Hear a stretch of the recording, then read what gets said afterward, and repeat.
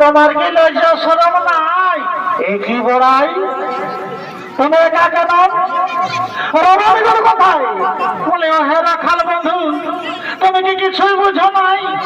এত সুন্দর মিলন উৎসবে কি আলু ঢালু বেশে আসা যায়?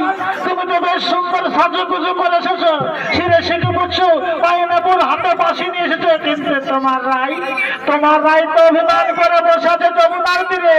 তুমি এসো বলছি, এসো। দাঁড়াও বড়াই, আমি এক্ষুনি যাচ্ছি, দাঁড়াও। ওরে আমার প্রিয় সখাগণ, নাচে গানে আনন্দ মুখরিত করে তোলে এই বৃন্দাবন। আর শোনো, যদি কোনো বিপদে পড়ে আমায় স্মরণ করবে, আমি সঙ্গে সঙ্গে সে তোমাদের উদ্ধার করবো। কেমন?